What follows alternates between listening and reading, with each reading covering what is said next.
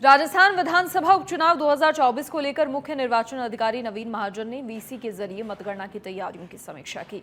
इस दौरान उन्होंने बताया कि मतगणना की तैयारियां पूरी हो गई हैं। विधानसभा क्षेत्रों में उपचुनाव के नतीजे 23 नवंबर को आएंगे। मतगणना 7 केंद्रों पर सुबह 8 बजे से शुरू हो जाएगी, जिसमें त्रिस्तरीय सुरक्षा व्यवस्था की पालना होगी। 7 मतगणना केंद्रों पर कुल 98 टेबल्स पर 141 राउंड में ईवीएम के मतों की गणना होगी। शनिवार सुबह 8 बजे से मतगणना शुरू होगी। पर्याप्त संख्या में मतगणना कार्मिकों को प्रशिक्षित किया है।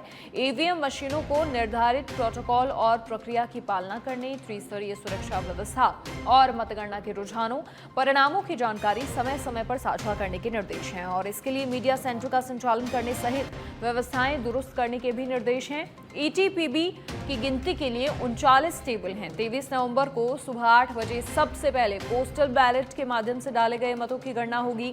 फिर सेवा नियोजित मतदाताओं द्वारा होम वोटिंग के जरिए डाले गए मतों की गिनती के लिए 39 और 28 टेबल स्थापित हैं।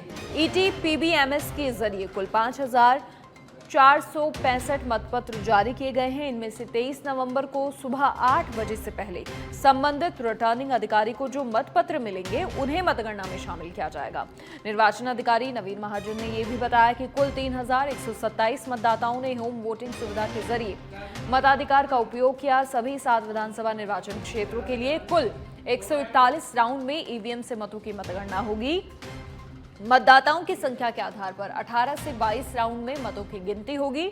झुंझुनू और सलूम्बर विधानसभा क्षेत्रों के ईवीएम मतों की गिनती 22-22 राउंड में होगी। रामगढ़ की 21 राउंड में, देवली, उनियारा और खींसर विधानसभा क्षेत्रों की गिनती 20-20 राउंड में होगी। दौसा और चौरासी के ईवीएम मतों की गिनती 18-18 राउंड में पूरी होगी।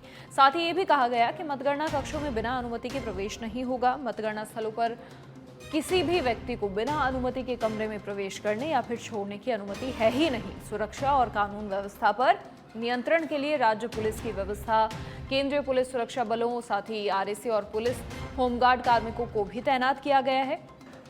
निर्वाचन अधिकारी नवीन महाजन ने यह भी कहा कि मतगणना के दिन संबंधित विधानसभा क्षेत्र में सूखा दिवस घोषित किया गया है। मतगणना प्रक्रिया की 360 डिग्री वीडियोग्राफी होगी। मतगणना से पहले ईवीएम के सीयू, वीवीपैट मशीनों और संबंधित दस्तावेजों को लेकर स्ट्रांग रूम से लेकर काउंटिंग हॉल तक लाने और मतगणना के बाद वापस स्ट्रांग रूम तक ले जाने की कार्रवाई की सीसीटीवी कवरेज होगी। इस अवधि की सीसीटीवी कवरेज प्रत्याशी या उनके एजेंट मतगणना हॉल में मॉनिटर पर देख सकेंगे।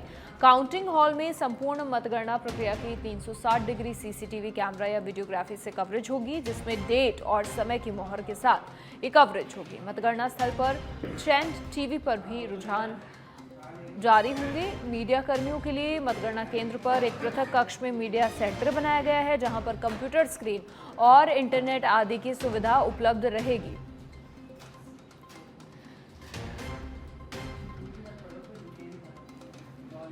अधिक जानकारी के लिए हमारे पॉलिटिकल एडिटर लाल सिंह फौजदार फोन लाइन पर जुड़ गए हैं। लाल सिंह, क्या कुछ पूरी जानकारी देखिए, कल क्योंकि मतगणना का दिन है, रिजल्ट का बड़ा दिन है, ऐसे में चुनाव आयोग ने मतगणना की तैयारियों की समीक्षा की है, पूरी तैयारियां हो गई हैं, कल बड़ा दिन। देखिए मनीषा, बिल्कुल कल बड़ा दिन है।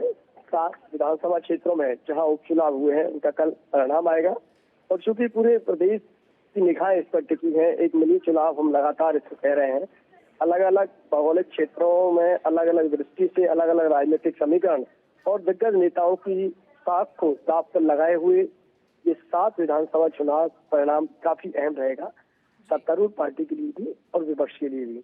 ऐसे में ये तो राजनीतिक समीकरणों की बात हो गई और जहाँ तक तैयारियों की बात है मनीषा, चूंकि आज के दिन की पूरी तैयारी होती है, चुनाव जो निर्वाचन आयोग पूरी तैयारी के साथ मतगणना को अंजाम देते हैं। अलग अलग स्ट्रांग रूम से जब मतगणना जो हॉल है वहां पर ईवीएम जाती है, उसकी पूरी वीडियोग्राफी होती है। उसके बाद पूरा जो मतगणना स्थल है बाहर से अंदर तक पूरी तरह से सीसीटीवी कैमरों की जद में रहता है। सुरक्षा के पुख्ता बंदोबस्त इस दौरान देखने को मिलते हैं, क्योंकि कई बार समर्थकों का अधिक संख्या में जमावड़ा ना हो, लिहाजा इसके लिए भी जो मतगणना स्थल है उसके चारों ओर बैरिकेड लगाए जाते हैं, एक स्थान निर्धारित किया जाता है, वहीं तक ही समर्थक आ सकते हैं। समर्थकों को बहुत ज्यादा संख्या में रुपये नहीं दिया जाता है। जी मनीषा।